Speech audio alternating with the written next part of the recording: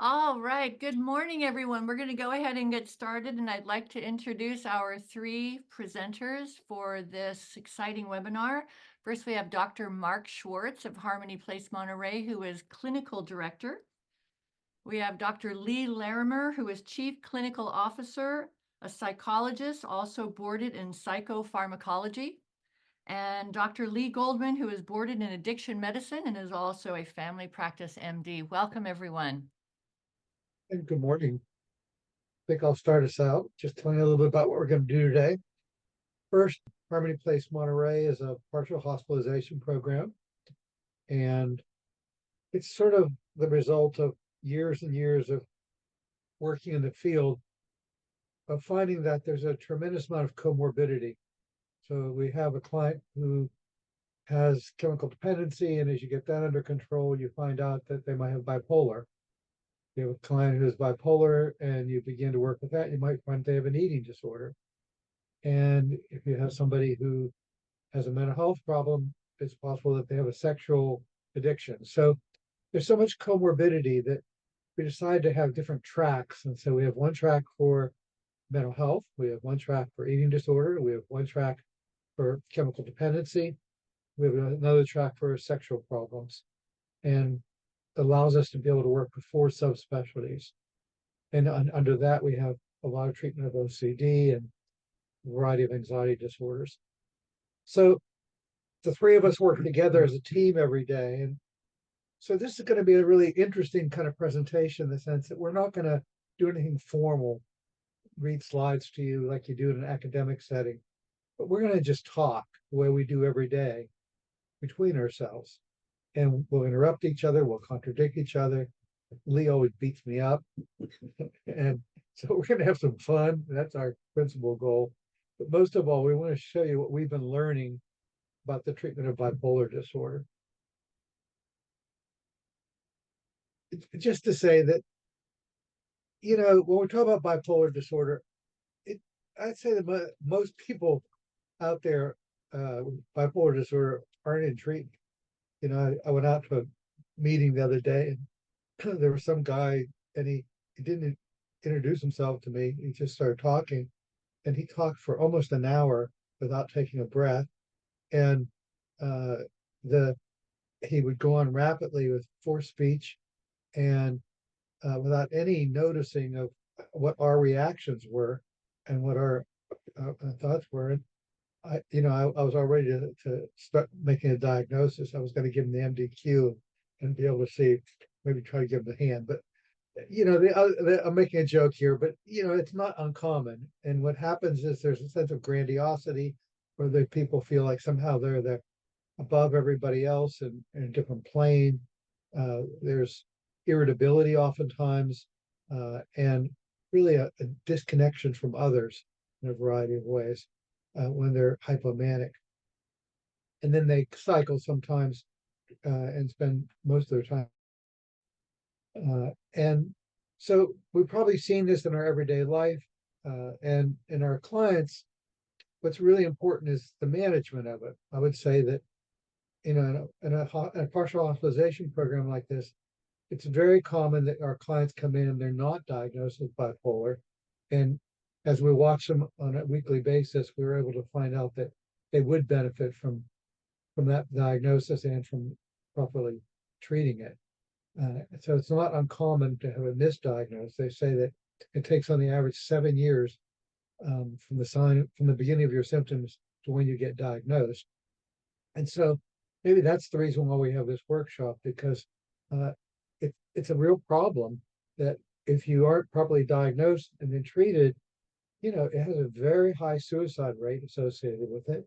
And a person does a lot of damage, particularly bipolar 1, when they're out of control.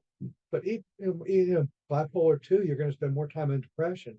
So it's, the hell until you get finally diagnosed and treated, can't be understated. And I think the other thing that makes it confusing is that there's been a 500% increase in diagnosis of bipolar in children. And we don't have great assessment devices because it looks really different in children than in adults sometimes. They say that if there's OCD and ADHD and recurrent depression, at least it ought to be on your horizon that maybe this person is going to have a full-blown bipolar disorder in adulthood. But it looks a little different in children because it looks a lot like irritability, grandiosity, and aggressiveness. And so often has a diagnosis in childhood separate. That probably is a precursor for a certain number of people that they're going to develop bipolar. And I emphasize that because I believe that a lot of people think of bipolar as a progressive illness, and that the more manic episodes you have, the more you're going to have because of the kindling effect. And so, diagnosing it early and getting it under treatment, one, can save a lot of difficulty, and two, may result in the disease not progressing to the degree it would have. And then three, I'm going to point out later that there are some data showing that if you treat the disease effectively early, you can actually reverse the process in the gray matter in the brain. And I can show you some pictures of that later on. But you get my point, which is that it's really important that we get better at diagnosing, assessing, and treating, because I think the treatment is ameliorative. It can stop the progression of the illness even more than just helping the person with the symptom. What do you think about that, Dr. Woolman? Uh, Absolutely, totally agree. I mean, more often than not, as we see mostly adults coming in, they often have a background in childhood of what's been described as ADD or OCD, and it definitely seems like that there's a spectrum and an evolution as a child matures. But it seems to be, in looking back at a lot of our clients, most of them that come in that either have a diagnosis of bipolar or we make that diagnosis have had ADD issues that have often been treated in childhood. Absolutely. And if you suspect that the child is either pre-bipolar or bipolar, how would you treat them differently than if you just see them as an oppositional defiant disorder? Oh boy. I mean, I think you treat what you have. Clearly, if they're having issues in school or issues at home or both, and it seems to be primarily an attention issue, in a harm reduction way, you do need to treat it, usually using a stimulant type of medication, and if that helps decrease that kind of behavior and allows them to participate in school and at home better, and they're not as oppositional, they're not getting in trouble with school or the law, if there's less risk that they're going to go out and self-medicate as they get older. I think you treat them as you see them. I'm not sure that that we have enough information to know if by treating them this way, or if we were to start a mood stabilizer earlier, we would see any less evolution into bipolar. I think studies will ultimately tell us, but I think you have to treat what you have at the time. When I was in prep school, the person in the bed next to me didn't need to sleep at night. He would stay up all night long every night and didn't require sleep. And I was sort of amazed, like, if you didn't need sleep, how smart you'd be. But I suspect in retrospect that he was definitely bipolar. So that might be one criteria that would influence you, huh? Absolutely. Yeah, not requiring sleep, not feeling tired, being able to participate. Yeah. I mean, I remember in medical school, the same kind of thing. Some of the brightest people, the people that seemingly always would ace tests, little study, little sleep. I wonder how they evolved in their careers and things, because it was just amazing. People would finish tests so rapidly and score in the highest scores, and just we all would be struggling, and And yeah, absolutely would wonder. Remember one one colleague also drove really fast. I mean, always 100 miles an hour on the freeway and things. So you could almost guess that he was manic or hypomanic. Anything on that? Yeah, I just want to reiterate that because there's such a high comorbidity, particularly when you're working with kids, it is hard to know exactly what's going on. And as Lee said, you just have to treat what you see in front of you. Having said that, I think that it's always, as a clinician, it's always important to have a real high index of suspicion and always kind of keeping an eye on any subtle changes that might happen, which is really typical with kids. It's hard to spot because a lot of times bipolar symptoms in children are really, really subtle, and you have to take the time to really take a good look-see. And I think along with that, and you're going to hear me say this over and over again throughout our talk, I think the most important thing as clinicians that we need to do in practice is always take the time upfront to take a very, very good detailed clinical history, because oftentimes that's what's going to save our bacon. And I think these days and times, we tend to want to just get to the work of doing therapy because we want our patients to feel better.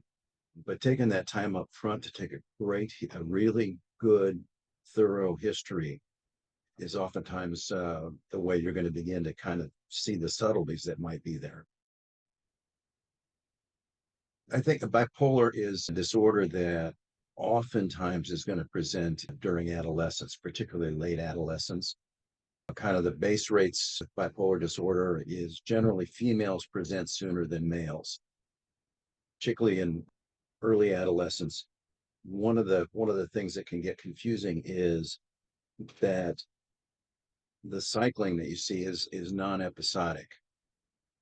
Well, I think it's really important to say what non-episodic means. It means that the cycles of manic and depression are very different in adults than they are in children and Right. adolescents. Right. And sometimes with adolescents, they'll have, in the morning they'll be manic, in the afternoon they'll be depressed.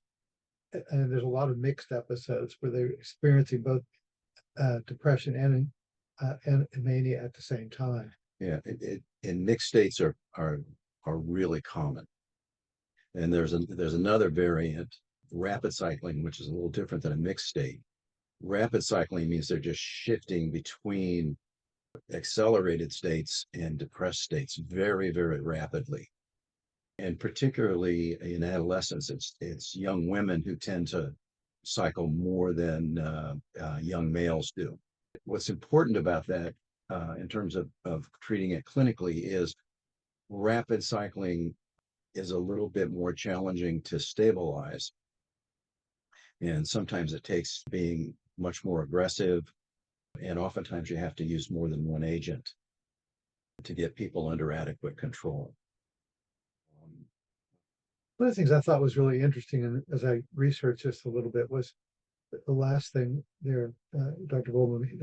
The literature said 92% of people with rapid cycling bipolar have thyroid dysfunction, and that they had poor outcome. That was kind of surprising me because thyroid dysfunction by itself can have a fairly dramatic effect on mood. What's been your experience with that? I would say that's a high number, right? I thought it was. Yeah, I mean, unless they're describing a thyroid dysfunction that's not typically picked up in usual screening tests.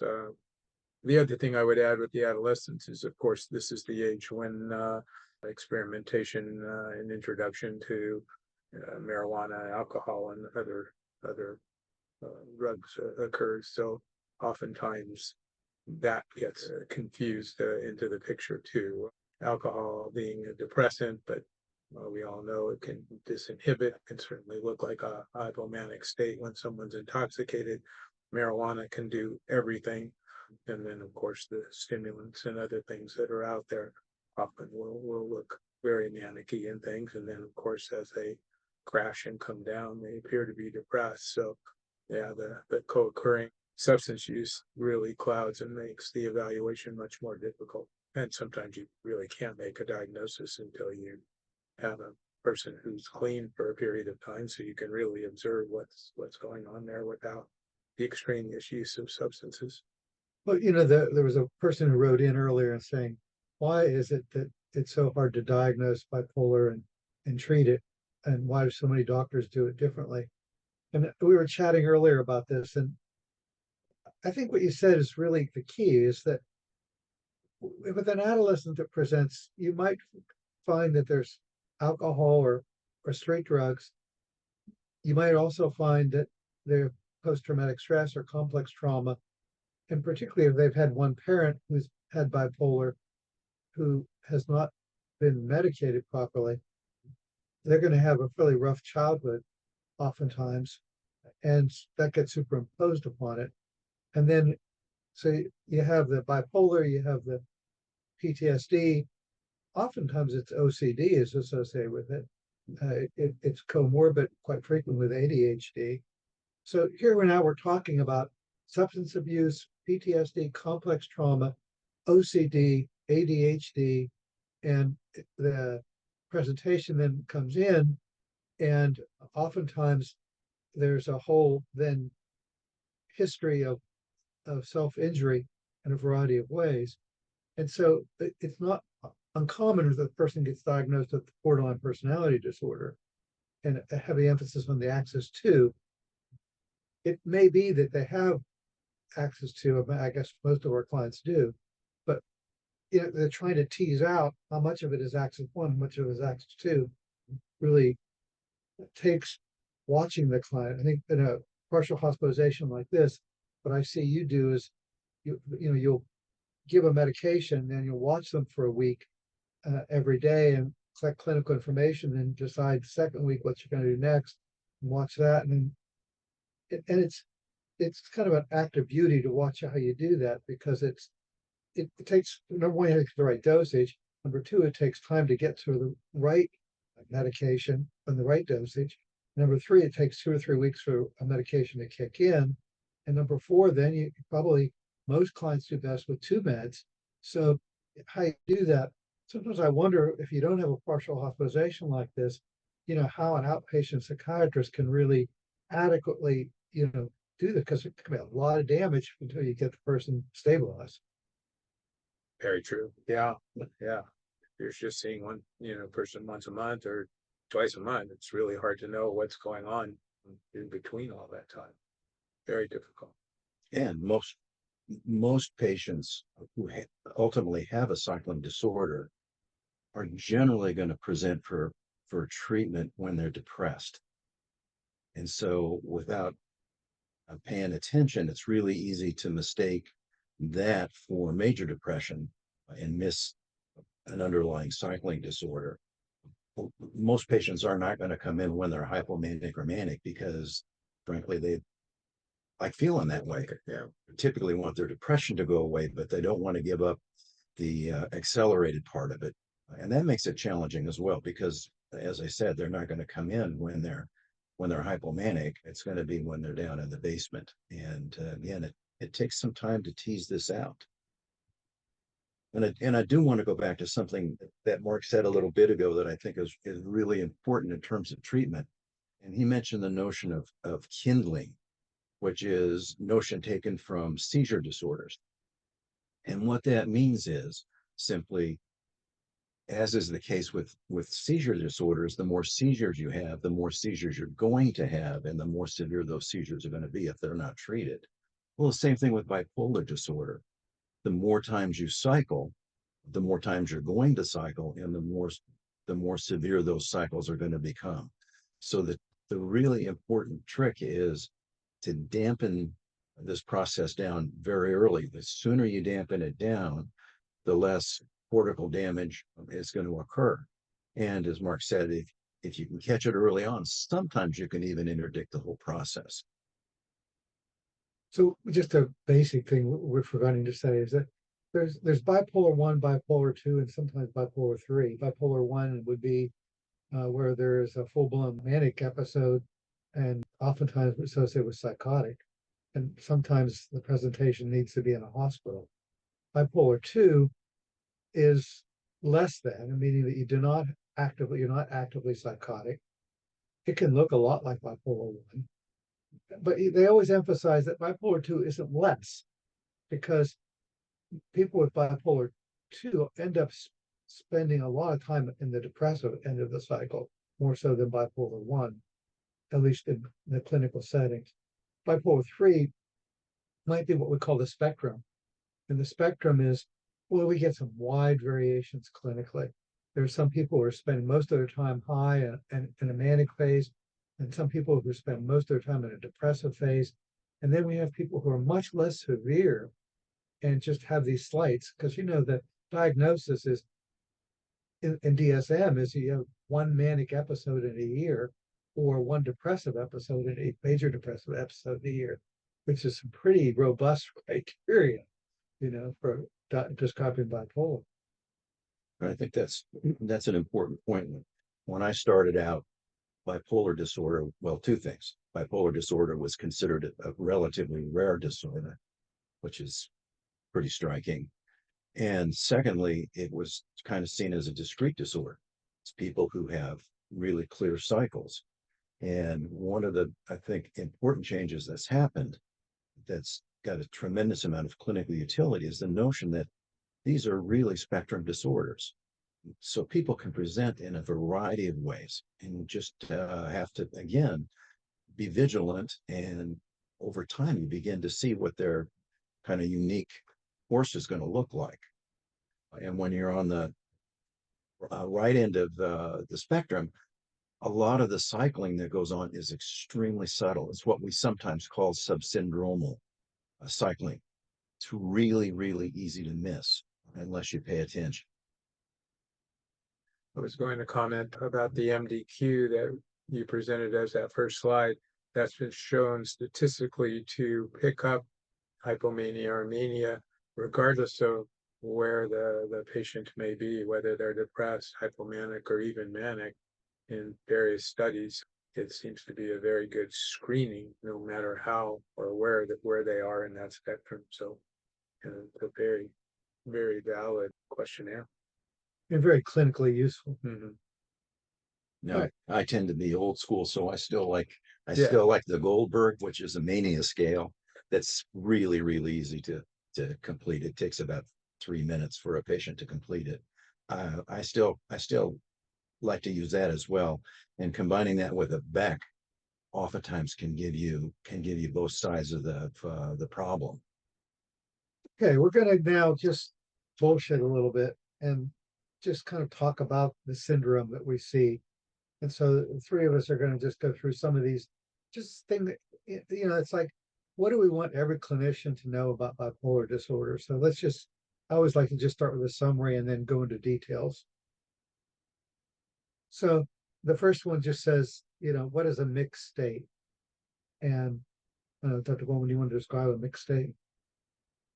It seems like that's the majority of the way people present, at least here. They're very dysregulated. They're, quote, all over the place, unquote.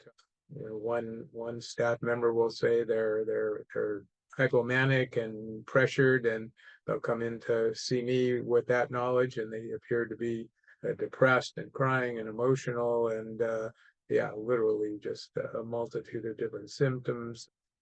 Some, especially on intake, are using copious amounts of substance, marijuana, alcohol, whatever, just to try and help medicate some of those mixed features, or they may be self-injury, cutting, or exhibiting other kinds of behaviors. So that seems to be the most common, and you can just see any and all those different symptoms almost together.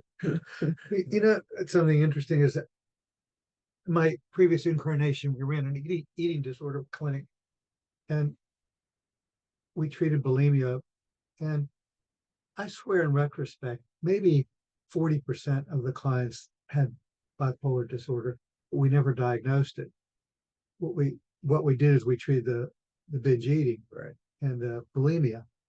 But my guess is that if we would have been as sharp as we are now at bipolar and treating it, that it would have been probably much easier to get those symptoms under control.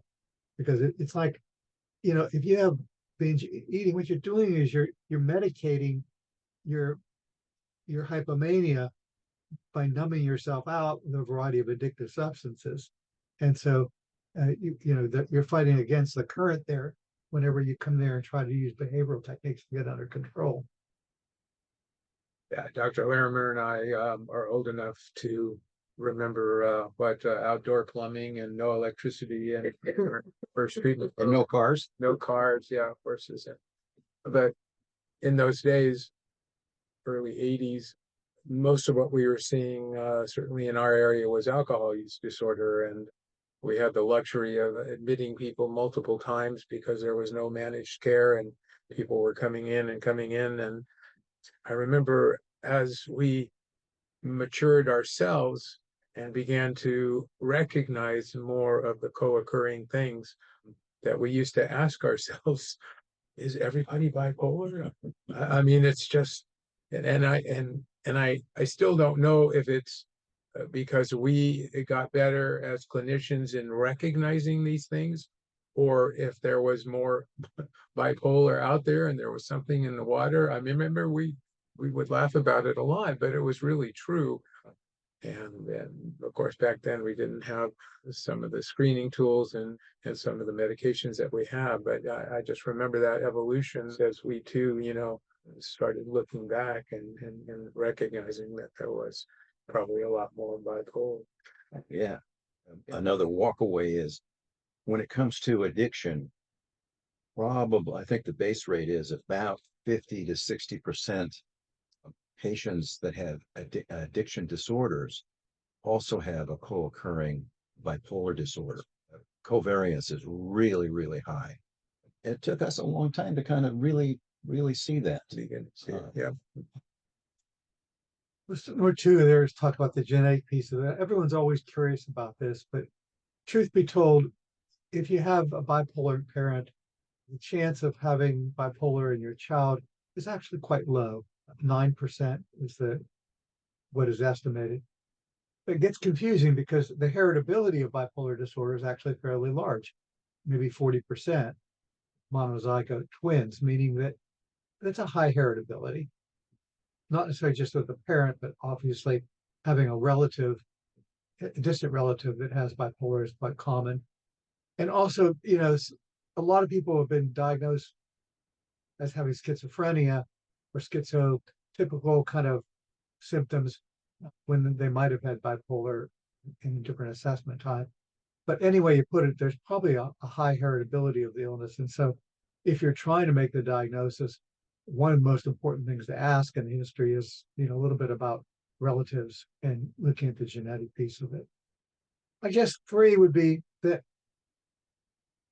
whenever you think about bipolar, everybody wants to talk about medication, and rightfully so. It's primarily treated pharmacologically.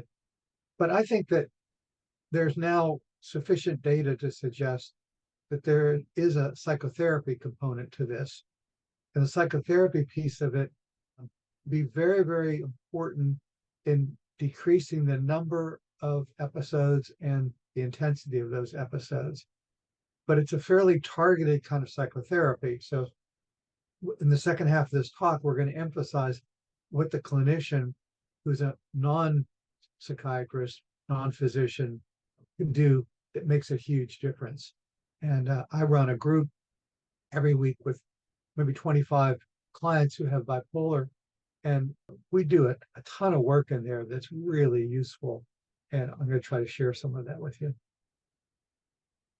And I'm glad you mentioned that, because primarily, as a lot of stuff these days, primarily bipolar disorder is a neurophysiological disorder. It's a brain disorder. That's the top tier of it. But it's also a psychological disorder. So the important thing is, first and foremost, you need to stabilize the cycling, get people grounded. After you do that, there's a wide array. There's a wide array of behavioral interventions you can bring to bear on it that are extremely helpful. And in my experience, intensive psychotherapy, once somebody's stable, goes a long way toward maintaining stability as well. So it's not just medication, and sometimes it's easy to get enamored with meds, but it's also the social psychological component of it that needs to be treated as aggressively as well. I like to make the analogy with diabetes. I think that if you manage your diabetes, you can live a relatively normal life, but it really takes a lot of knowledge and persistence and commitment. And I would say the same thing about bipolar, that it's a chronic illness that is manageable in this day and age. And you have to take control of your blood sugar, so to speak. You have to take control of your symptoms. And I think you can live a relatively normal life. They say that 40% of people on bipolar are on disability. And I think that's a tragedy. In my groups, I really encourage people not to go on disability, or if they do, just for a short period of time, because once you get out of the mainstream, I think sometimes it contributes to going downhill.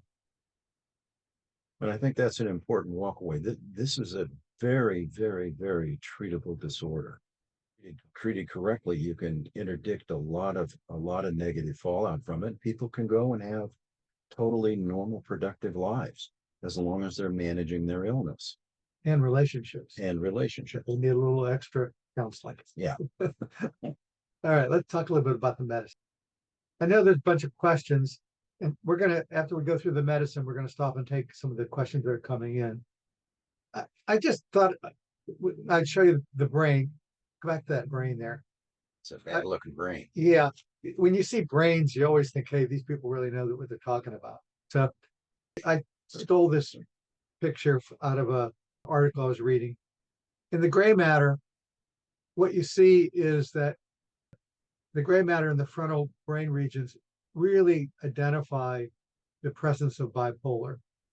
And why I picked this particular slide was I was so fascinated because as a person got on lithium, the changes in the gray matter actually decreased. And I'm able to show this to our clients and be able to say, those of you who don't take your medicine regularly, which, is most of them, I want you to see that it's possible that if you take your medicine, that the gray matter actually begins to return closer to normal. So it may not be that these drugs are just for the symptoms, but they actually may decrease the severity of the illness and may actually cure you in certain ways. And so when they hear that, they're much more likely to take their medicine every day. And I would have to say that compliance is almost perfect when you have a weekly group. But when you don't, boy, the compliance goes so down. As soon as they start feeling better, they get off the meds and they forget to take their meds because consistently and reliability is a symptom of the illness. And you start things, but you don't finish them. And that's a good example of what they do with the medication. Plus, they don't like the side effects. And plus, a lot of people want to be manic. So it's like, don't take my mania away. But, we have to remind them that the cost of mania, everything that goes up does come down. It's true. I want to throw in another little nugget particularly when it comes to medication. The real daunting variable up front when you're working with a bipolar patient is helping them acquire emotional acceptance of what they have. And until they really get it and are just able to go, okay, this is what I have, it makes it really challenging to the extent that they're not emotionally accepting their disorder. The non-compliance index goes up dramatically. So I spend a lot of time with my bipolar patients up front, just working on, basic acceptance. And just one final slide, the basics, just so you get overview, is that, the primary complaint is going to be around sleep and impulsivity. The number of Amazon packages per week is a highly diagnostic symptom. For speech, they don't stop talking at the end of their sentences. They start 2 or 3 projects at a time, but don't finish them. Grandiosity, both in children, adolescents, and adults, is the sine qua non symptom because they feel somehow like they're godlike or above everybody else. Sometimes with sexuality, it's hypersexual, sexual addiction, masturbating 3 or 4 times a day. And they're not very attuned to others. Sometimes they talk at you rather than with you. And they can have motor movements where they can't sit still because of concomitant anxiety that is associated with it. High degree of irritability. Sometimes it can move in even to paranoia, particularly with bipolar 1. The median age of diagnosis is 25, whereas the onset of illness is 17. Those are soft numbers because diagnosis is so up and down. It often takes them as much as 8 years to get the diagnosis. 61% have alcohol or substance abuse. And we've had big trouble lately with cannabis. I mean, cannabis use triples the risk of a manic episode. Not most, but I would say at least half of the clients we're seeing are doing cannabis from morning until night. And so we require them to detox off cannabis before we even work with them because cannabis is nasty with bipolar. We're getting a lot of people hospitalized as they go off cannabis. It really actually induces a full bipolar episode. And whether it's the cannabis causing it or whether it's the cannabis releasing it or what, I guess is unknown. But there are now a whole diagnosis of, cannabis-induced bipolar episode. And after they get stabilized on the cannabis, their bipolar seems to manage it. So I don't know. Dr. Goldberg, what have you seen on the variability of cannabis? Oh, yeah, it's tremendous. And again, that's why we encourage people coming off of cannabis and monitor them for that. Medications don't work in the context of cannabis. There are more endocannabinoid receptors in the brain really than all the other receptors in total. Cannabis receptors, internal or endogenous cannabis, seem to have a lot to do with the function and nutrition of brain and brain cells. And so external cannabis can interfere with that. So the actual environment of brain function is impaired. So yeah, we just find it mandatory that people come off and stay off cannabis for us to get an idea of how to medicate them, what their moods are like. But yeah, there's a tremendous influence. And you're saying there's no detox for cannabis quite like there is with alcohol. Right. There doesn't appear to be a major morbidity or mortality associated with cannabis withdrawal as there is with alcohol. There's no set treatment for cannabis withdrawal. Many people do become quite dysregulated. Some people just, after a few weeks, say, wow, I didn't realize what kind of fog I was in, and now I'm emerging from that fog. More anxiety. It's so variable. But yeah, there's no document acute medical management for cannabis withdrawal. We'll just try and treat the symptoms or just let it happen. For most heavy users, THC is stored in fat cells around the brain, fat cells throughout the body. So the more adiposity, the larger the amount of stored cannabis. So oftentimes you'll see positive tox screens months after people have stopped. We follow those quants and we know they're going down, but they go down extremely slowly. So in a way, cannabis kind of self-detoxes, if you will, because that level will fall slowly. But yeah, I mean, fortunately, people don't get sick like they do require hospitalization by and large for cannabis withdrawal. I mean, what we see more now acutely is cannabis hyperemesis, the opposite, people using cannabis and especially younger people coming into the emergency room in hospitals frequently for uncontrolled vomiting and often resistant to treatment. Many of them found that getting into a hot shower somehow helps reduce that, but they end up and they get a lot of medications and often remain in the hospital overnight or two. And that's not really a withdrawal, but that's more of an intoxication. But we see a lot of cannabis hyperemesis now. And one of the most frequent withdrawal symptoms when it comes to chronic cannabis use is sleep disturbance. And unfortunately, the keystone variable with stabilizing bipolar disorder is normalizing the sleep cycle. So if somebody's bipolar and they're withdrawing from cannabis and their sleep cycle gets thrown off because of withdrawal, that makes the management again much more challenging. This is sort of a repeat of what I was talking about, the gray matter. Prefrontal cortex and the limbic area suffer neurodegeneration with untreated illness. And with medication, there's potentially repair of the prefrontal cortex and the gray matter.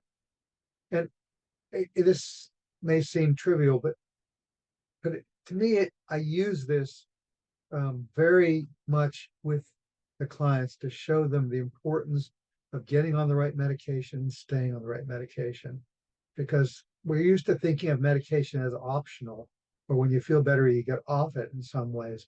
And I want them to understand that they can do some damage to their brain that is permanent by going up and down on taking their meds. Most of them don't understand what a rebound effect is. And obviously, when a person stops taking their medication, they're going to get a rebound effect and they're going to get a big jump in their symptomatology. And then when they get back on the meds, they have to re-regulate to it. So it's must be a real mess in the brain to go on and off your medications. And they're used to thinking these as PRN. Well, when I feel bad, I'll take my med. And boy, that causes havoc in the brain. So I just want them to understand this whole aspect of neurodegeneration, from a patient standpoint as well. And one of the things that's important to educate your patients about is if they are successfully stabilized with a particular agent, and then they start thinking, well, they're different or they've got this or whatever, and they stop taking their medicine, they become symptomatic again and try to restart it. Oftentimes there's a kind of a synaptic resistance that can occur in the brain. Yeah. So the uptake isn't optimal enough, and then you have to start doing all kinds of creative things to try to get that stability back. So when I'm working with my bipolar patients, I always kind of reference what I call the great notion. And the great notion is, I'm stable now. I'm feeling really, really good. My life's back on track. I'm working. My wife's not yelling at me. I'm not spending money. I'm spending time with my kids. I don't think I need to take this stuff anymore. And so in terms of relapse prevention, I always just kind of predict there's going to be a day when that happens. And when that notion comes into your mind, that's a red flag that's telling you to stay on track. And then the other piece of this, which is so obvious, is that, they're going to have an emergency or crisis eventually when they do that. Then they'll call the doctor, and the doctor then doesn't know that they've not been taking the medication regularly and thinks, well, maybe it's the wrong medication, takes them off the medication, puts them on a different one. And Jesus, that it's a crime because the medication they were on would have been the right medication. But, the doctor will say, well, are you taking your meds? And they lie. Because that's common because they're embarrassed, and it's a big mistake. I pity you sometimes. Next slide. Okay. Going back to that for a sec, though, a lot of times families don't know, what, or clients don't know what is in their family because a lot of families ignore getting that evaluation, so yeah, just because they may say there's no diagnosed bipolar does not mean that it's not there. It's just that for whatever reason there was no evaluation ever done. So yeah, that last generation didn't exactly believe in mental health. Correct. Yeah, access to mental health providers and all those things play a role. So if you have the liberty of getting a good family history, sometimes you can just tell by behaviors that there was probably hypomania, or how many times have we heard grandmother had ECT treatments? So obviously there was something in the family. Or grandmother had her spells. Yeah, or spell. So okay, yeah, medication. That's a partial list of medications that are available. There are probably more than 5 medications that are approved and used. The choice of medication really depends on the healthcare provider's own formulary. That's based on experience. There's, again, no set algorithm that says do this with this for this. It really just it depends on the experience. And for all of us who do prescribe medication, we do become familiar with some in our own formularies. We, after treating a number of people, find what works for us and them and what doesn't, what caused more side effects. So we begin to, again, utilize those more because they've worked. And if they don't work, then we move on. So the choice really is very dependent on that provider and that provider's training and experience. I can interrupt you 1 second. Mhm. But I think that what you're describing is reality. But, you know, the American Psychiatric Association does have practice guidelines and does lay out first stage, second stage, third stage, fourth stage, you know, what they advise clinicians to be able to do. And so I think what you're saying is that oftentimes different doctors will follow their own guidelines rather than the practice guidelines. Plus, clinical practice may be highly variable because of it. You know, if you work in a chemical dependency clinic, it may be very different than an eating disorder clinic, and it may be very different than a bipolar clinic. So, Sure. Really, it depends on your presenting population. Sure. And those guidelines are based on consensus, and they're based on primarily on research outcomes, which are important, and guidelines are always useful, but they're not necessarily reflective of what really goes on in the real world. And so it's sometimes easy to kind of get formulaic about it rather than relying on your direct clinical experience as well. Yeah, and I think the guidelines will suggest a type or a group in which there may be, a half a dozen different medication. And also the presentation. Somebody is manic and psychotic and is brought into the hospital. The treatment in the hospital is going to be a little bit different than if somebody is hypomanic or depressed and brought into your office. So certainly in the hospital, we tend to use more potent, often injectable medications. So on that list there, Thorazine, which is obviously an old medication, may have been supplanted now by some of the atypical antipsychotics that are used, Geodon and Vilify and things that are also able to work quickly and be given non-orally. We certainly see in the hospital in those people, lithium being introduced often helps cool down that mania and works fairly quickly. You have the anti-seizure, anticonvulsant class. So the common medications in that we use are as listed here: Depakote, valproic acid. You have lamotrigine, Lamictal. Topamax is another anticonvulsant type of medication. There are others which I don't see being used much because of side effects.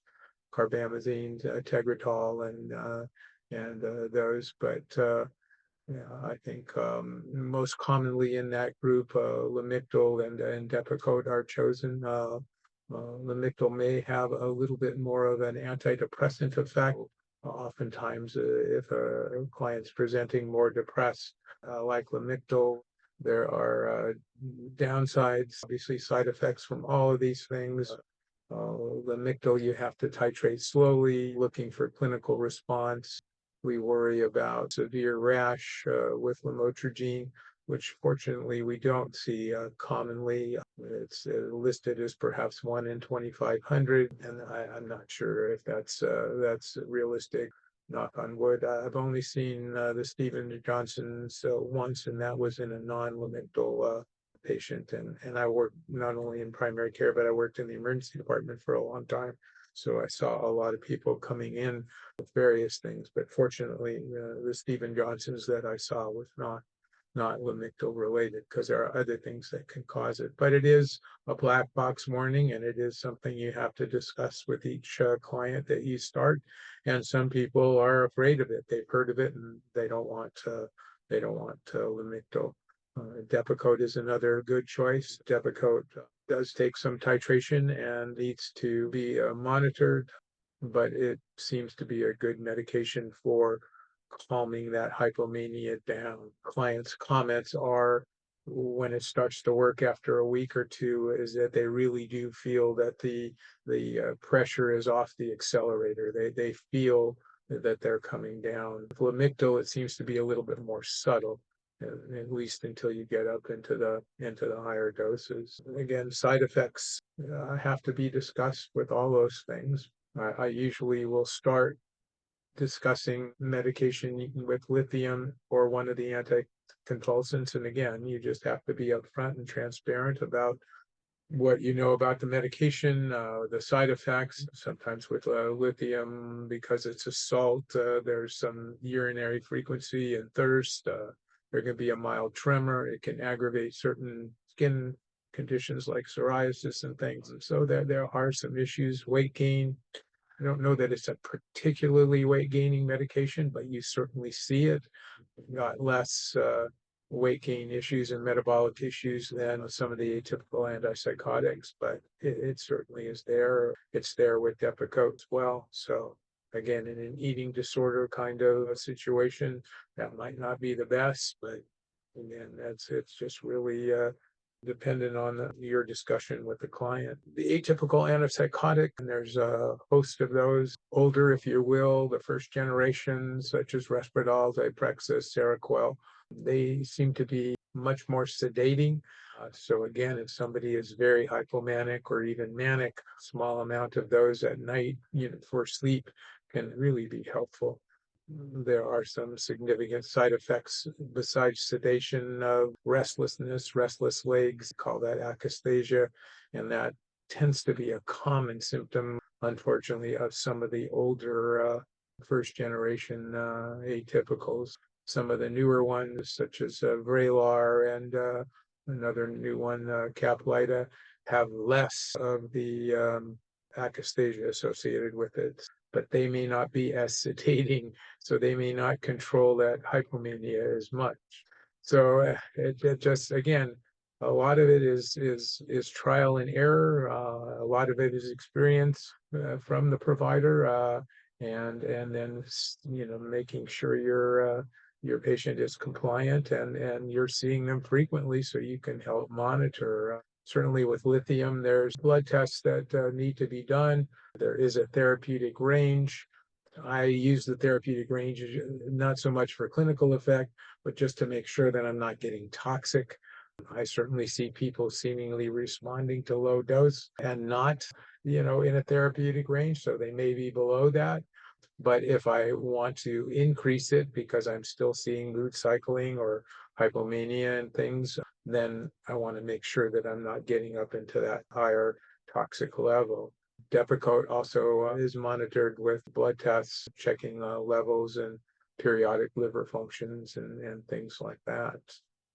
The use of antidepressants is a bit controversial when it comes to true bipolar, because some of the antidepressants, especially the SSRIs and the SNRI group, can activate and take somebody from depression to hypomania or mania without passing go. In fact, as some of us know, when we haven't been able to make a diagnosis of depression, we think or of bipolar, or we think we're dealing with a unipolar depression.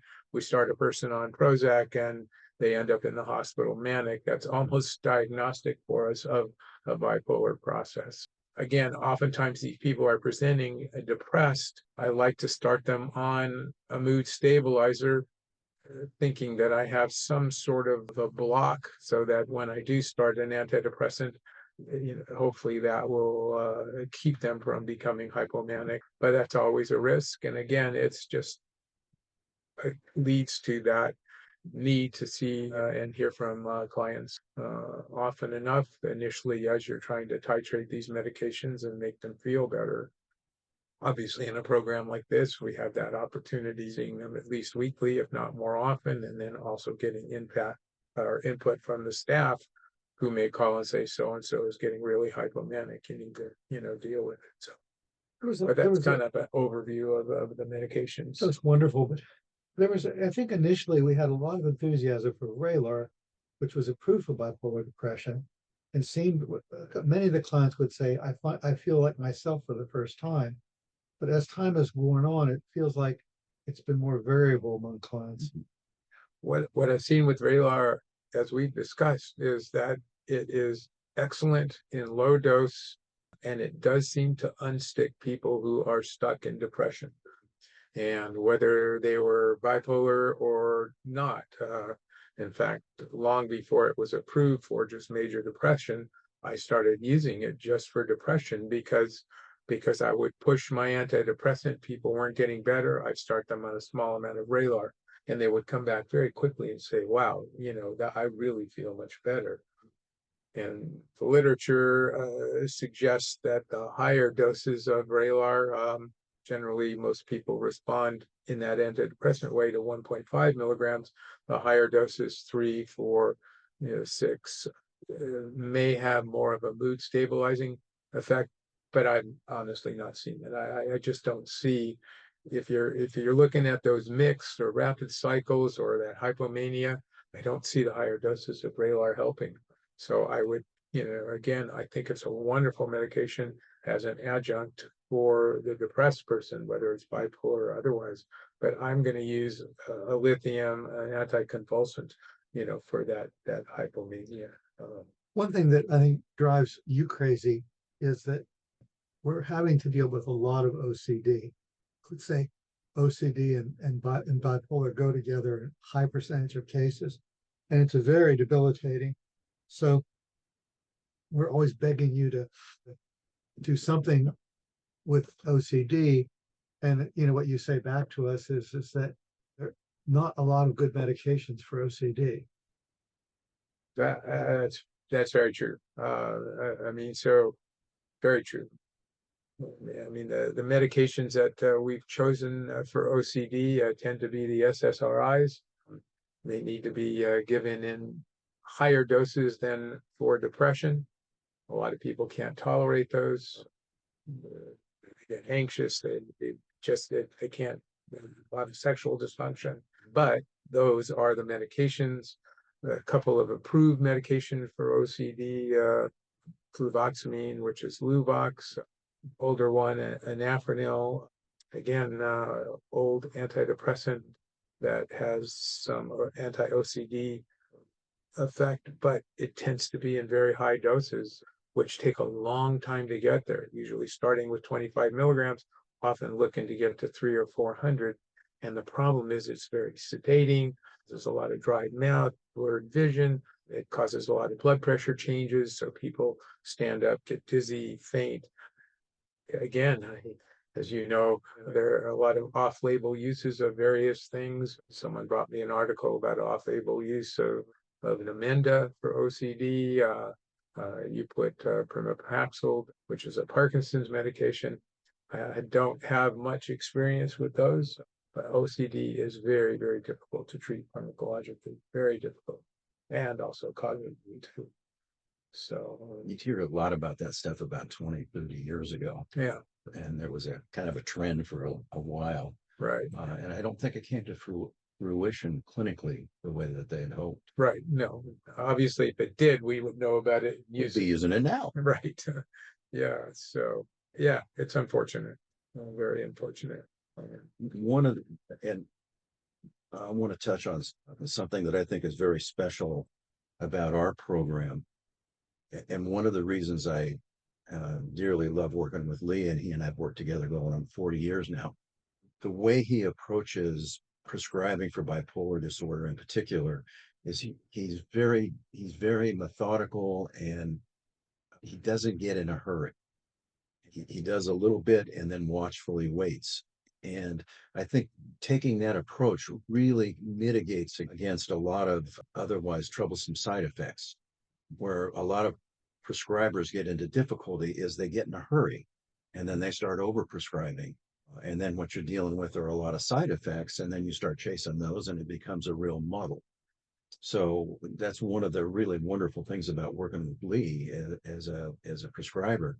The other thing is, as a clinical team, I think we're sophisticated above the norm in terms of everybody's clinical skills, and along with that, we collaborate, and we're constantly, as Lee said, he'll be working with a patient, prescribe something. One of the staff will round up with him if there's a problem or something else is coming up symptomatically. And that's really important because it sets things up to be able to deal with any kind of adversities or problematic symptoms pretty quickly. And in doing that, that's going to significantly increase your level of compliance, which is, again, this the keystone in working with this disorder is people have to be compliant with their treatment. They have to be invested in their treatment. I also like the fact that they go home. I've worked in hospitals and residential, but this partial hospitalization, the advantage of it is they live in the real world. So they go home to their husbands or wives who drive them crazy, or the parents, and then they have the normal stresses of everyday life. They have work crises. And so what happened in our old settings is when you're in the hospital, you can control a lot of that. And of course, the number one trigger for a bipolar episode is going to be sleep and stress. And so stress is going to really induce a bipolar episode. So might as well continue to have the normal stressors so we can help them deal with that behaviorally while the person is getting stabilized. I like that a lot. And again, probably behaviorally, the most potent and most important intervention is helping people normalize their sleeping. And that also becomes kind of a red flag in terms of potential relapse. If they start talking about staying up later, playing video games, watching films on YouTube and that kind of stuff, that's usually a red flag that they've got some breakthrough cycling.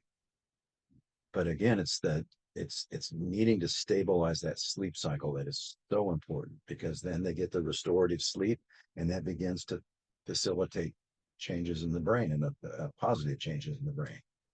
And that's where some of those sedating atypicals like Zyprexa and small amount, Seroquel, small amount are very helpful. Very. Because you're getting the benefit of it sedating them to sleep, but it also is working probably elsewhere to help stabilize that mood. We're going to do a couple more slides, and we're going to take questions. I know people are probably frustrated. Yeah, I think those are not uncommon comments. Those are certainly things we discuss, and again, we kind of come to a consensus with the client as to what they want to try, being aware of the side effects. Some of the side effects are short and often within a week or two resolve. Some of them are more persistent. Lithium does have some thyroid and parathyroid issues, calcium issues that can develop, but oftentimes when it works, and it's sometimes the only agent that works, the patient's quality of life is so much better that those side effects are certainly not anything that you would stop the medication for. So, but they do need to be monitored. Yeah, Zyprexa, we talked about that being good for mania. It's very sedating. And Lamictal, yeah, I think of all the anticonvulsants, Lamictal seems to, for whatever reason, not only help bring down that hypomania, but also bring up the bottom and again stabilize those mixed symptoms and that cycling. Downside, as we said, it needs to be titrated up slowly, which often takes 3 weeks before you get to what I think is a base therapeutic dose, which is 100 milligrams. And once you get there, you can go up a little bit quicker, but yeah, it takes a while to get there. There is a positive side to this from my point of view, which is that it may take two and a half months to get a person stabilized on meds, which gives us a little longer length of stay. So our average length of stay is two and a half months, maybe 3, and we can do a lot of psychotherapy in that time. And of course, the managed care is going to say, put them in outpatient, but they are very generous typically when the person is not yet stabilized on medication. Repeated this, that 60% of non-adherent on meds. And but the third one just talks about triggers. And a lot of what we're doing in our group each week, it's a bipolar group, is having people identify some of their triggers and in their personal life that is going to basically increase the likelihood of an episode. And most of the clients are living fairly chaotic lives, and when they're getting ready to move from one house to another, or when they're getting ready to go on a vacation and not have a disruption of their sleep cycle because of the plane, or most of them run out of medication, they don't get their prescriptions refilled on time. All these things are actually, you can work with them behaviorally, and it makes one hell of a difference. And then, of course, there are all the family stuff that happens. If you can bring the partner or the family in and give them a little bit of knowledge and anticipatory guidance, it's so helpful. So I like doing that as much as possible. And, even for 1 or 2 sessions, just to be able to give them anticipatory guidance. And, so that if there's a big problem, they'll call me on the phone and be able to say, I'm worried about so-and-so. And so I've got, a double check on the system. Lee likes this. I like this slide. Didn't make sense to me when I first looked at it, but the more time I spent with it, it does. And, again, I think it's just kind of a summary of what we've talked about. And one of the important walkaways is the baseline for non-adherence or non-compliance with medication in bipolar disorder is extremely high. It's 40, as it says on the slide, 40 to 60%. When people start monkeying with their medications, they become unstable. And what's problematic about that is providers start chasing symptoms more and more, trying to kind of get the genie back in the bottle. And the problem with that is that leads to more side effects, more negative experiences with their medications. So they're going to be even more non-compliant than they were at the beginning. And so the kind of walk away with this is when using medications with this disorder, you can't be in a hurry. You have to take your time. You have to start low. And as we say, you start low and go slowly. There's a reason for that, because it allows you an opportunity to kind of monitor what's going on and make the incremental changes that may or may not be necessary. And we were talking about guidelines a little while ago.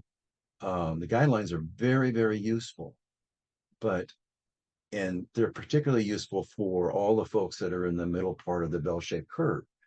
But there are a lot of folks that are what we call outliers that are going to respond to these medications very, very differently. And on one end, you have the folks that the receptor systems in their brain are exquisitely sensitive, and so they don't need as much. And so you have to watchfully wait with those folks, because if you start pushing it higher than you really need to clinically, again, you get into side effect land and you start chasing symptoms. Then on the other hand, you have the other outliers on the other side of the curve that are not very sensitive to a lot of these medications. And that's when you've got to begin to get a little courageous and prescribe at higher doses. And often those are the folks that also need multiple agents in order to maintain stability. If you interdict this disorder early and with a bit of luck, a lot of these patients can be maintained with monotherapy. But there are some patients that require multiple agents. And then you have the potential for all kinds of interactions. And that makes this challenging. Probably the most important walkaway with all this stuff, when their bipolar disorder isn't stabilized, this is a disorder denoted by high morbidity, which means it just creates havoc in their lives, which then contributes more to their cycling when it's not addressed. And it's also a disorder with really, really high mortality. These are folks, a very, very high percentage of them, particularly if untreated. These are folks that can become quickly lethal and successfully suicide. And so again, the important thing is making a good diagnosis, picking up on it straight away, and then methodically doing what you need to do to get these patients stable. The only thing I would argue with you on is this, the monotherapy. I think if you do a survey of top clinicians, I think they would say that the majority of your clients need to be on at least 2 meds. Sometimes. Think. You can be the referee. I've not seen any literature. I just from experience, I would say commonly patients are on a mood stabilizer and an antidepressant. So I would think there are 2 medications, but I can think of some long-term patients back in the day when we called it manic depression, and all we had was lithium, and I started them on lithium, and they're now in their 70s and they've still been on lithium, And they got better. Yeah. So yeah. Why do you say that in the sense of, I would have thought you would have said a mood stabilizer and an atypical. Yeah.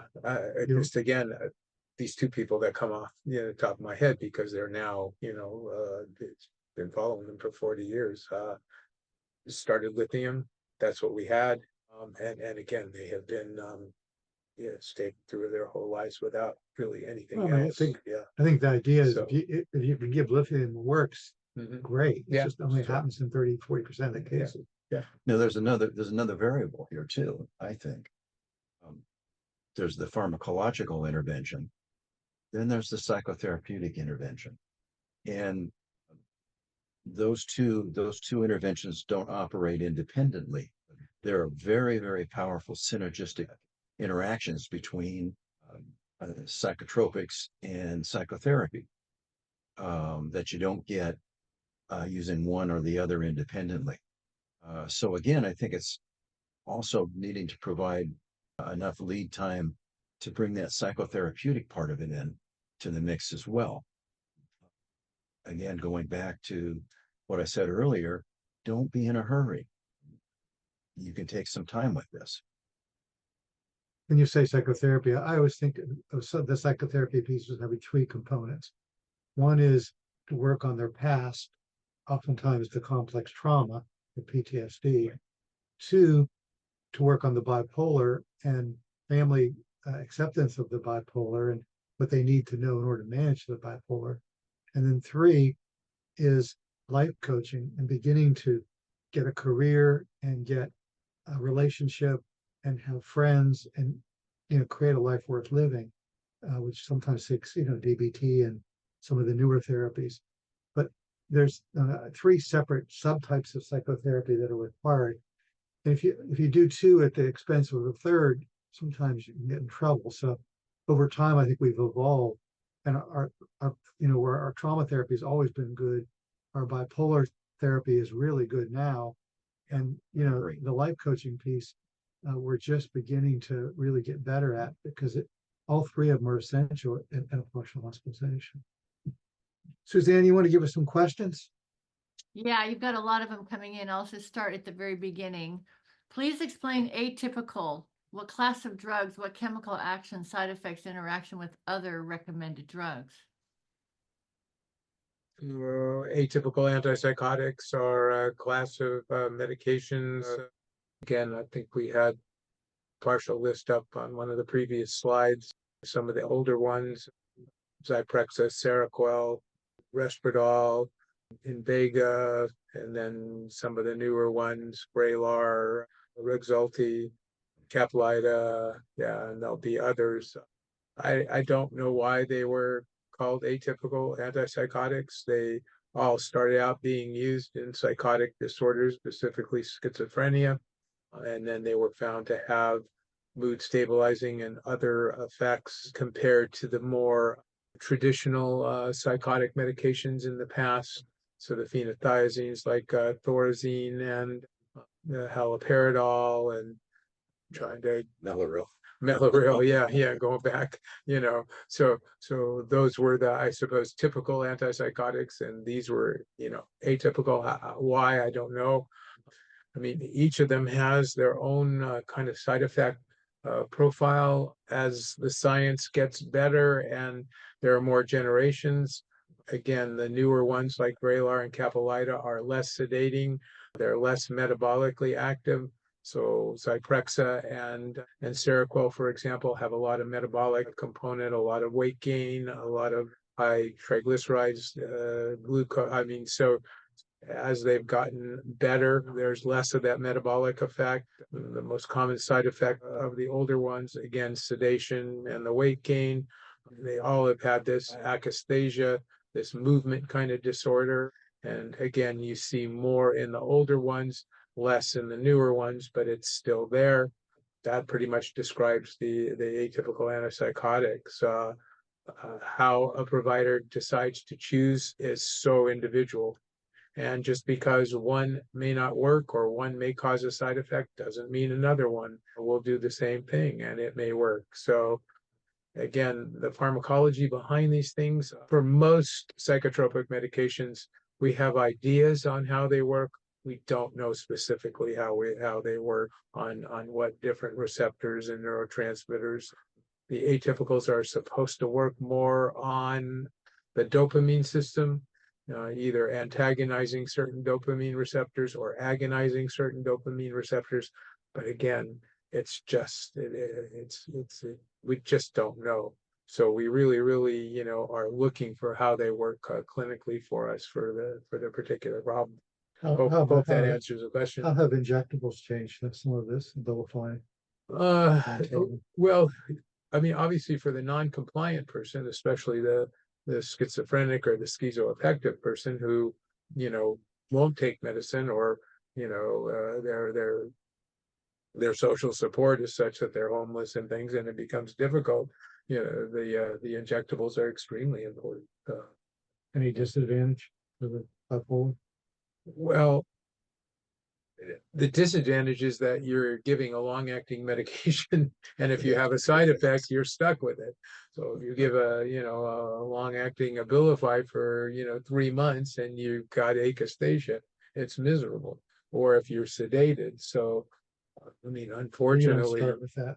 yeah. And again, for most bipolar patients, I don't see them getting injectables. It's just for that really non-compliant person that repeatedly goes off their medicines and becomes manic. But there again, I mean, they have to show up once a month or once every 2 months for their shot. And if they're going to be non-compliant, they may not do it. So yeah, I tend to see that more in that schizoaffective schizophrenic group that's not compliant injectables.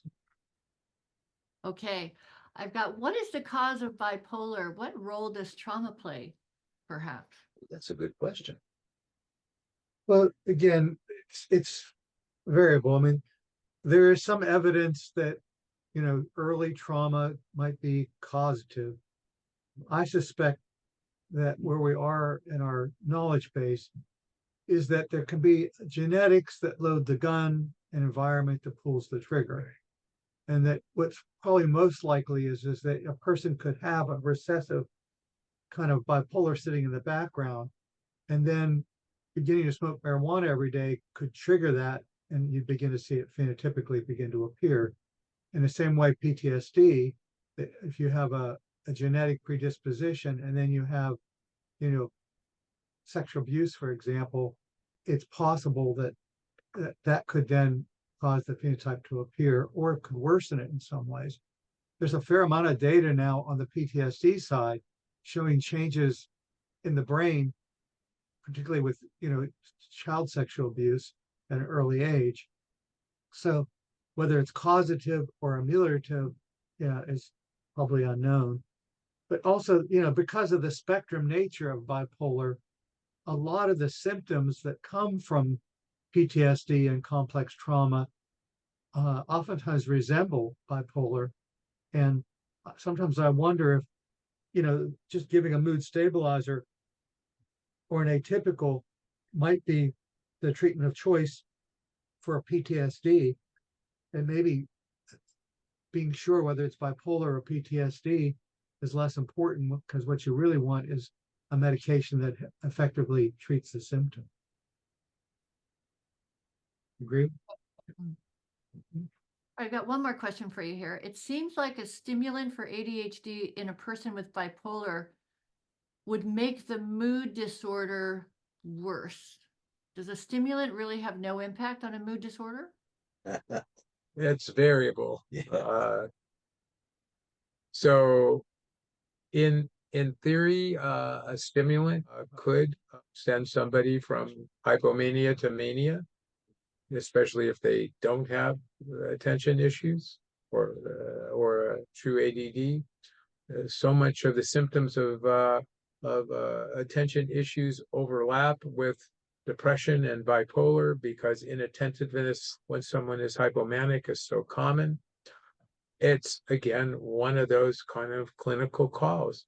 And sometimes, depending on the environment, if a client is in a program such as this, they're not able to focus, we're trying to get their mood and their depression treated, and they're still not able to focus, trying a small amount of a stimulant, you have to do it. And I have seen clinically that does help people focus, and it doesn't cause them to become manic.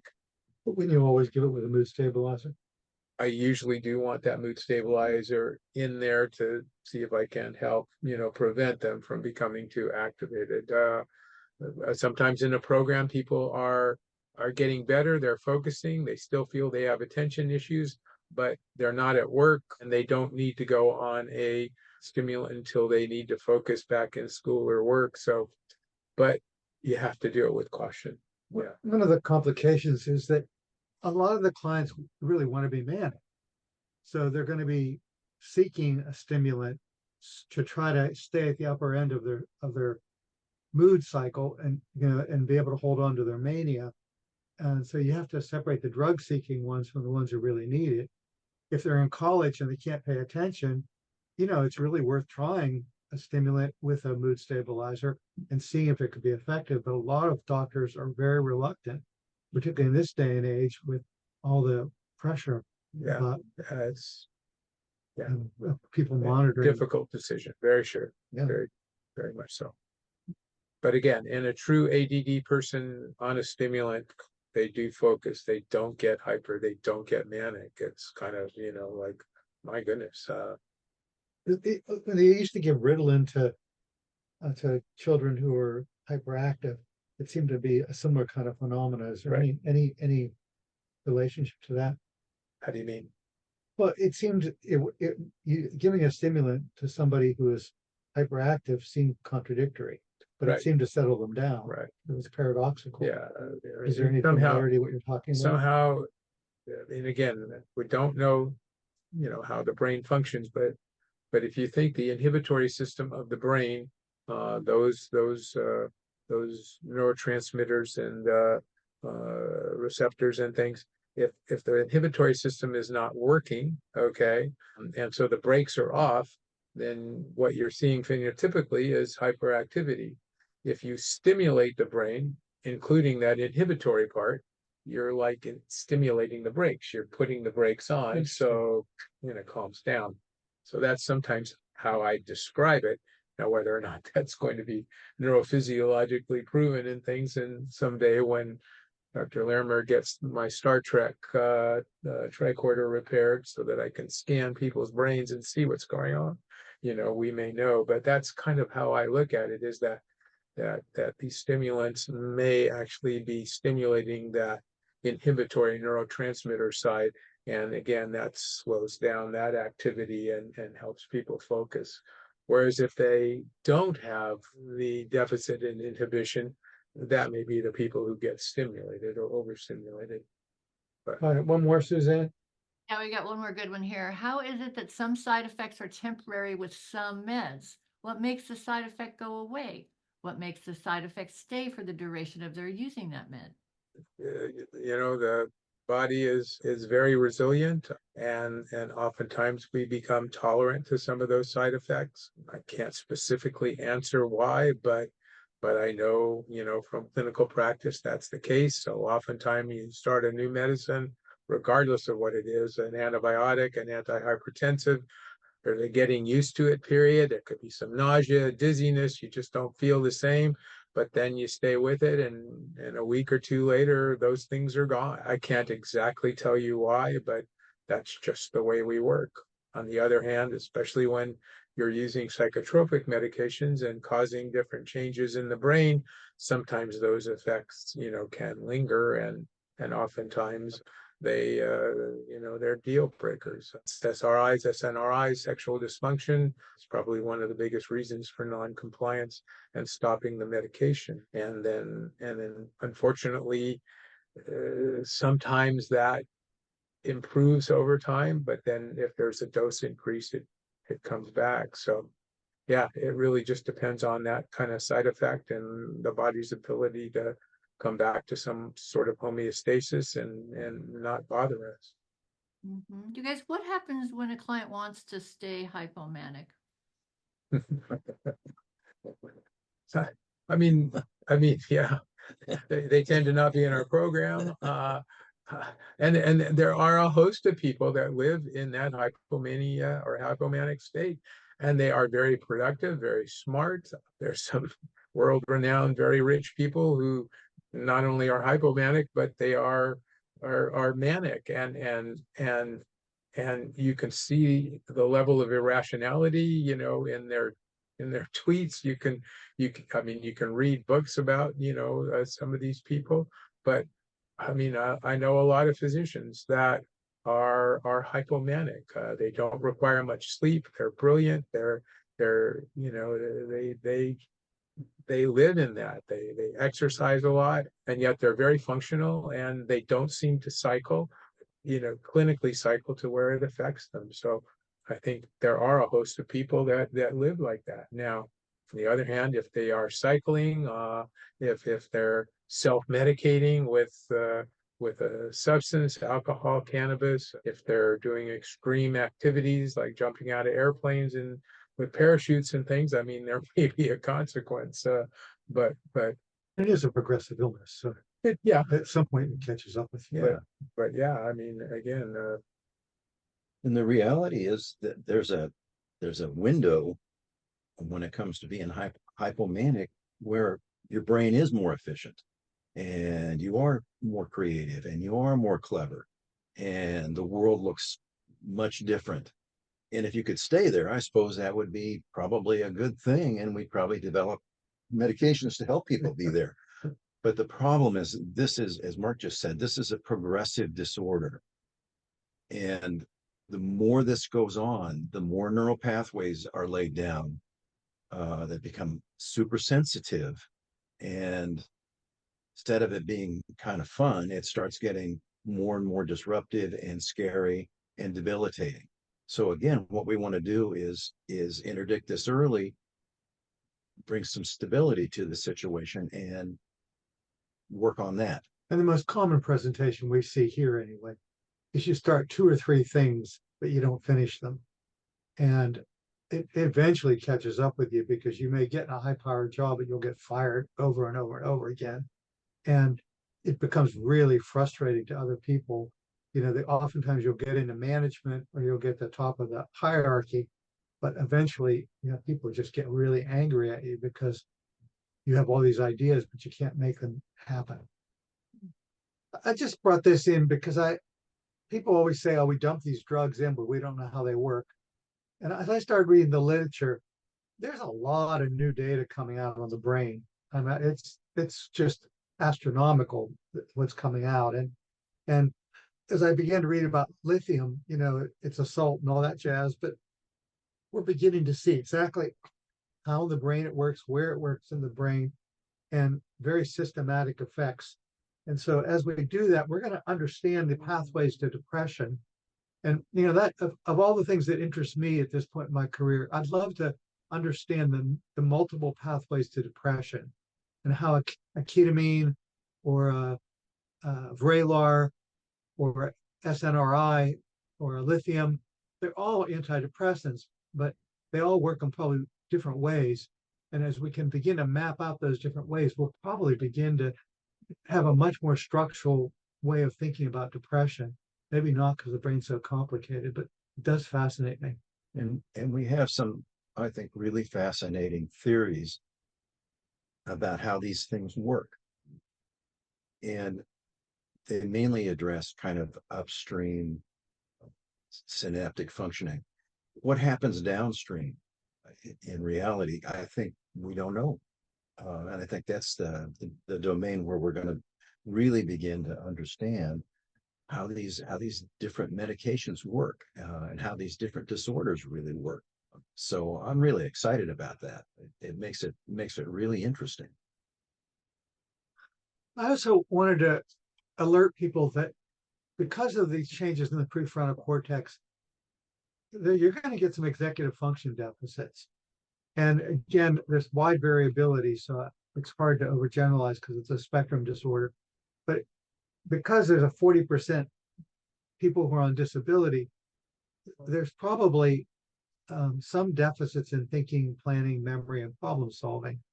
And so in that case, specific interventions behaviorally to improve these are very, very useful.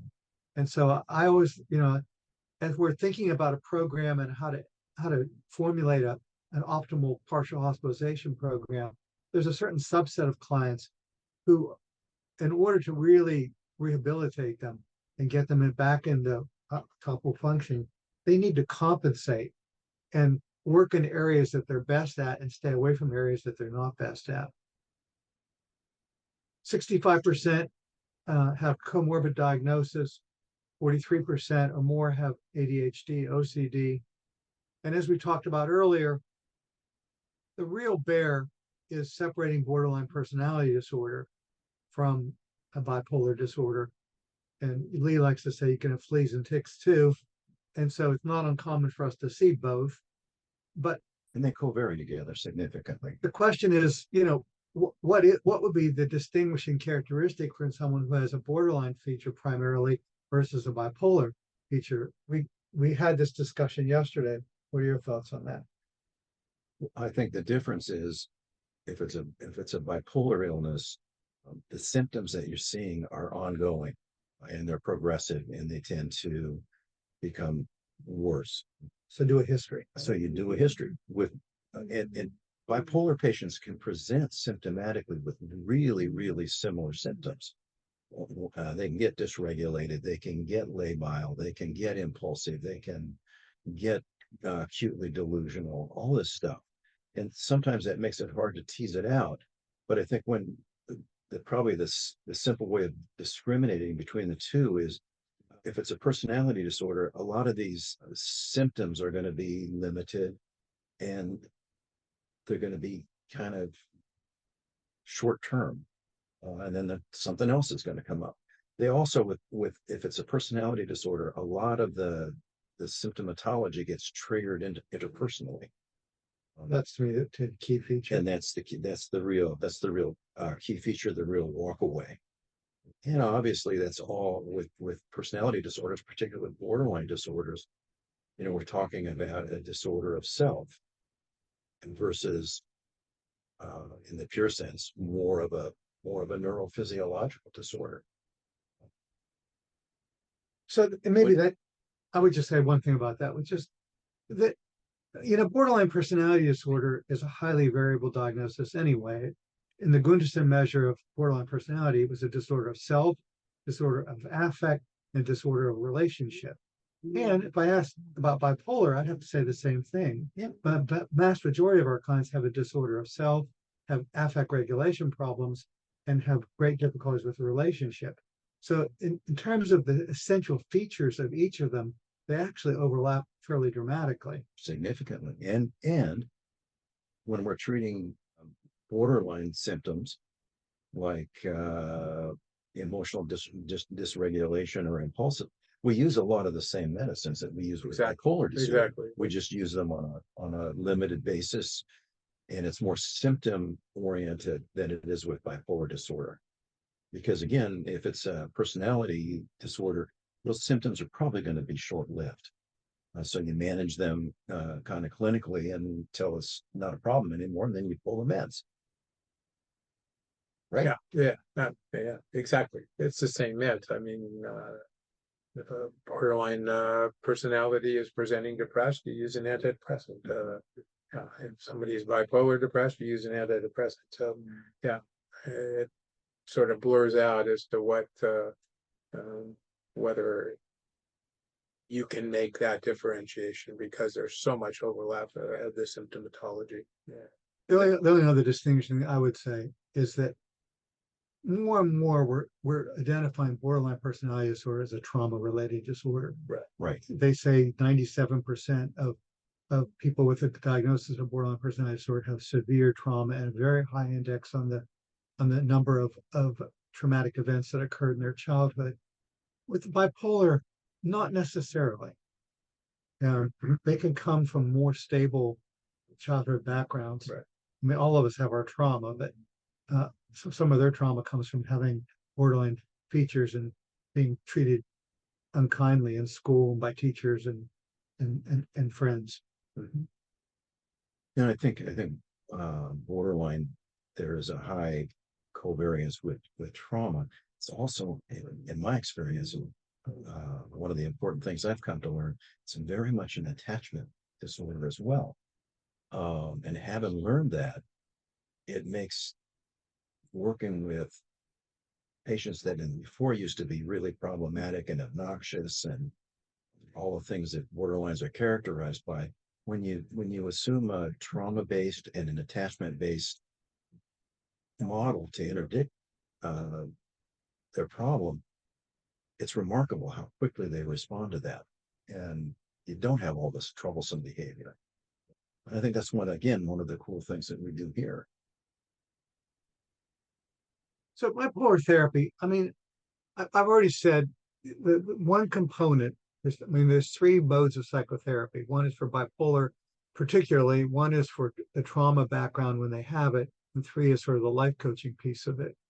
And in the bipolar therapy, we're going to spend a lot of time showing them how to be able to get inside their body and mind and to be metacognitive enough to be able to identify how they feel so that they know on a day-by-day basis about the mood changes, and they can label those mood changes and have mood cycles. So here we have stabilizing their daily routine, going to bed at the same time, being able to get up at the same time, having a routine. We do a lot of work with diffusion. We're looking at the thoughts that come into their head and using acceptance and commitment therapy to teach them how to break away from their thoughts and be able to see them as the thoughts that their mind are conjuring up versus reality. We look at their individual symptoms that you see here. We do a lot of work with mindfulness and teaching them how to be present, mostly to be in their body. We give them anticipatory guidance, and most of all, work with them with relationships.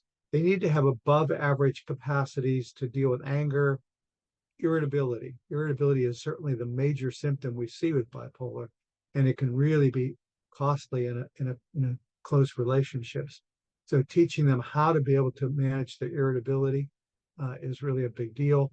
And then we usually see them with their partners and teach them about the disease. A lot of the partners say if they knew about the bipolar, they weren't sure they would have married the person, which is kind of sad. But honestly, once we teach them about the illness and how to manage it, it's a different story.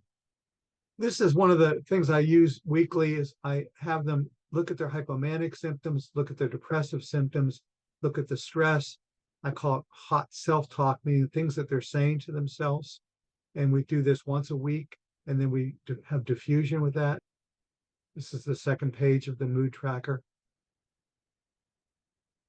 We actively show them how to diffuse themselves from their depressive thinking or their manic thinking. And by the way, they're different.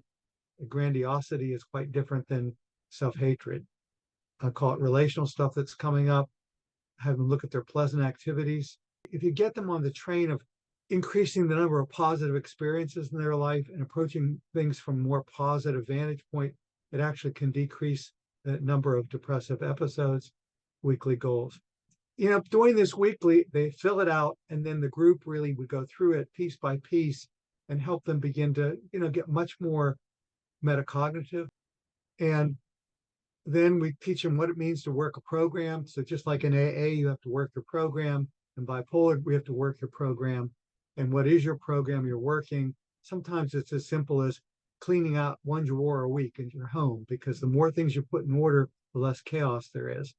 But different people have different goals, and we make sure that they keep their goals. And the clients say that's the best part of the program, is that we have expectations for what they do between the sessions, and they're accountable to be able to pull them out. So group therapy is certainly a great maintenance therapy. This is a good example of a mood tracker. It's a little too much for a lot of the clients.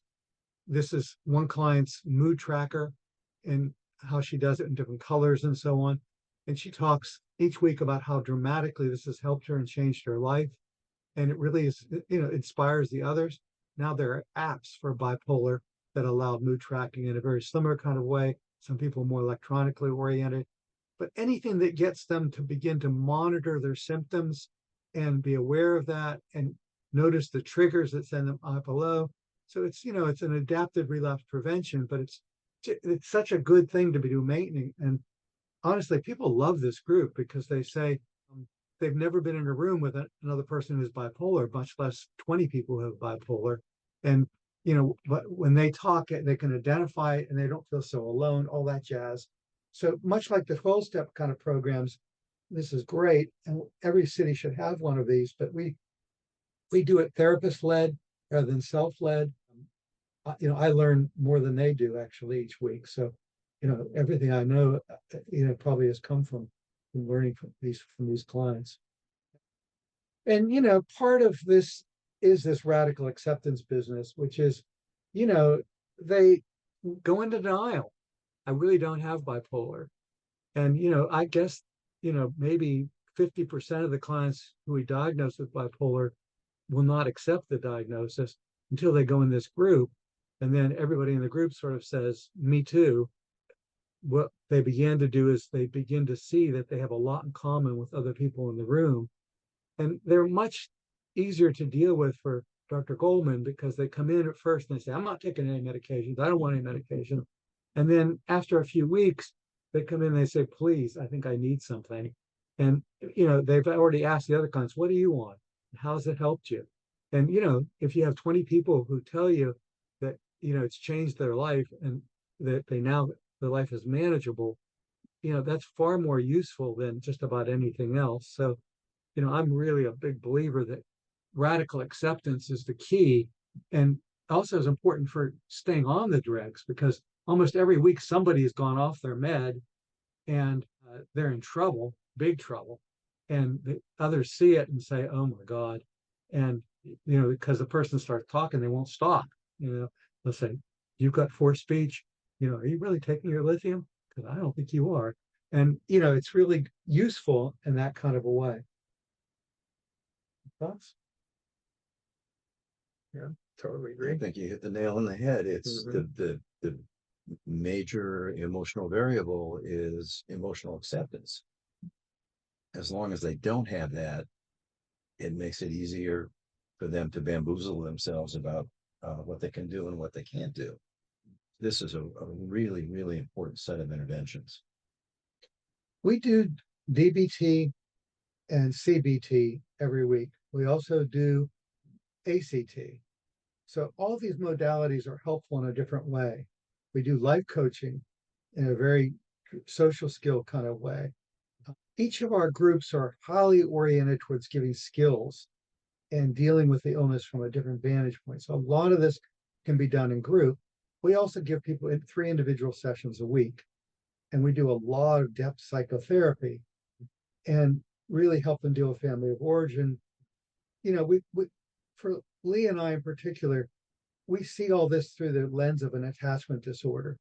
So those of you who've seen our other webinars, our philosophy is to treat people of having disorganized attachment and begin to help them to move towards earned secure attachment. And you can watch one of the other videos that are on our website if you're interested in this. But our depth psychotherapy is heavily oriented in that direction. We do a lot of work in that 3 months that they're here on family of origin. And I think our primary goal is helping them begin to get back in their bodies, not be so numb, and begin to discover the real self. Because so many of them have moved into an adaptive false self, and that really interferes with close committed relationships. So the depth psychotherapy goes with this. And honestly, as they get more controlled on their medication, they're really able to do this. But we're totally dependent on Dr. Goldman, because if the first week or two we don't get them stabilized, you know, it limits what we can do in psychotherapy. Okay, other questions? One small one here. How soon do you recommend starting medication for side effects such as tardive dyskinesia? Well, there's some good medication now for tardive dyskinesia. So certainly when you see it, it's worth treating it. Fortunately, with atypical antipsychotics, you don't see it nearly as commonly as you did with the older antipsychotics. But yeah, I mean, there are some good treatments now. So if I started to see those symptoms, I would certainly treat them. I have a burning question for you. So much you hear in medicine that a person will get a medication, have a side effect, and then you give them another medication to treat the side effect, right? It depends. Not uncommon. Not uncommon. Okay. Not uncommon. So what I always think is that with all these new drugs coming out for weight gain, wouldn't it be intelligent that if you have, you know, if you're giving somebody a Paxil and you're getting a lot of weight gain, or a Zyprexa, to also prescribe one of these weight loss meds? Right. I think that opens up Pandora's box for sure. For It's sure. an interesting notion. Right. I thought we'd give you a hard time at the end of this. Right. Again, it certainly depends, but yeah, I mean, if you're getting a benefit from medication, one of the SSRIs, and it's causing significant weight gain, yeah, some of these new anti-weight gain medications may be helpful. I mean, we're beginning to learn that some of those GLP-1 medications, Ozempics and things, may have neuropsychiatric effects that go, you know, above and beyond decreasing appetite and things. So, you know, It's too early to really tell. so it You have to really be is. any medication. You have to be Yeah. careful. So I mean, there's anecdotal discussion that those kinds of things help reduce OCD, you know, symptoms. We were talking about that. So yeah, we have to wait for the science. But yeah, if you're getting a good effect from an antidepressant, but it's causing weight gain, and the client is exercising and they're following a diet and things like that, and you need an adjunct, I don't necessarily have a problem with using, you know, those things. But again, there's a lot of variables there with insurance companies and things like that, payments, things. But yeah. And the good news is that as opposed to the old days, we have medicines now that have really pretty tolerable side effect profiles for most people. That just makes this so much easier. Well, weight gain and sex are the two big ones. Yeah. I think with the Cialis and Viagra drugs, they actually can make a fairly big difference on the sexual end. Oh, well, thank you all for attending. Thank It's really you. been wonderful. It's been fun for us, as you can tell. We torment each other. And hopefully in the future, you'll join us for other educational kinds of workshops. And if you're ever in Monterey, come visit us. We're on the ocean. It's beautiful here, and we welcome visitors. Thank you all. Appreciate it. Thank you. Yeah.